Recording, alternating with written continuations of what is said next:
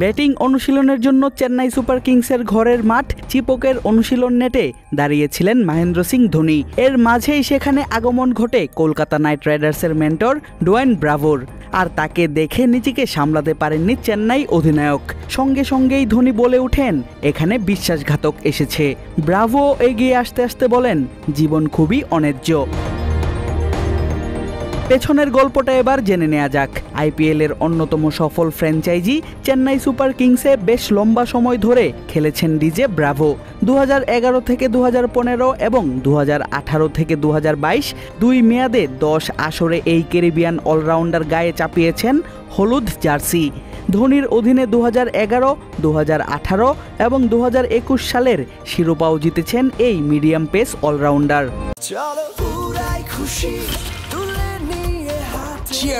চলো উড়াই খুশি। 2023 সালে বদলে ফেলেন নিজের দায়িত্ব। প্লেয়ার নয়, চেন্নাই সুপার কিংসের সঙ্গে যোগ দেন বোলিং কোচ হিসেবে। কাজ করেন পাথিরানা মুস্তাফিজদের সঙ্গে। তবে এবার আইপিএল শুরুর আগে ছেড়ে দেন নিজের দায়িত্ব। যোগ দেন গত আসরেই শিরোপা জেতা দল কলকাতা নাইট রাইডার্সে। কলকাতার মেন্টর গৌতম গম্ভীর ভারতীয় জাতীয় দলের কোচ হিসেবে যোগ দিলে ফাঁকা হয় তার জায়গা। আর সেখানেই মেন্টর হিসেবে নতুন দায়িত্ব শুরু করেন ডিজে ব্রাভো। আর তাই নিজের সাবেক সতীর্থ এবং সাবেক কোচকে দেখে নিজেকে সামলাতে পারেননি ধোনি। চেন্নাই ছেড়ে কলকাতায় পাড়ি জমানোয় আখ্যা দেন তাকে বিশ্বাসঘাতক হিসেবে। অবশ্য ব্রাভো নিজেও তা মেনে নেন হাসি মুখেই। মাঠে এসেই জড়িয়ে ধরেন তার সাবেক সতীর্থ চেন্নাই সুপার কিংসের আরেক অলরাউন্ডার রবীন্দ্র জাদেজাকে। তারপর অনুশীলন নেটের বাইরে থেকেই হাত মেলান ধোনির সঙ্গে। বেশ খানিকক্ষণ ধরে চলে দুজনের খুনসুটি। অবশ্য ধোনির খোঁচা দেয়াটাই স্বাভাবিক। ব্রাভো দায়িত্ব ছাড়ার পর থেকে এবারের আসরে বেশ বাজে সময় যাচ্ছে ধোনির দল চেন্নাই সুপার কিংসের।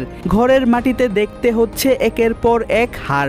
শেষ 6 ম্যাচে টানা 5 হার, সেগুলোও হচ্ছে খুব লজ্জাজনকভাবে। শেষ ম্যাচের কথাই ধরা যাক। ঋতুরাজ গাইকোয়াদ ইনজুরিতে পড়ার পর আবারও চেন্নাইয়ের অধিনায়কের দায়িত্ব এসে পড়ে ধোনির কাঁধে। তবে এতে পরিবর্তন তো ঘটেইনি, বরং ইয়েলো আর্মিরা আরও বাজেভাবে ম্যাচ হারে ঘরের মাটিতে।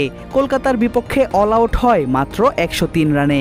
ব্যাট হাতে মাত্র 1 রান করেই সাজঘরে ফেরেন অধিনায়ক মাহি। 104 রানের টার্গেটের ম্যাচে হেসে খেলে জিতে যায় কলকাতা, সেটিও প্রায় 10 ওভার বল হাতে রেখে। সঙ্গে হাতে উইকেট ছিল 8টি। ব্রাভোর সাবেক সতীর্থ এবং দলের অন্যতম সেরা ও অভিজ্ঞ অলরাউন্ডার সুনীল নারিনের বোলিং ঘূর্ণি এবং ব্যাটিং তুপি সামলাতে পারেনি ধোনির চেন্নাই। দলের এমন বাজে সময়ে তাই দল ছেড়ে যাওয়া কোচকে বিশ্বাসঘাতক ডাকতে কুণ্ঠাবোধ করেনি ভারতকে বিশ্বকাপ এনে দেয়া সাবেক এই অধিনায়ক। আদিব আশরাফ, ক্রিক ফ্রেন্জি।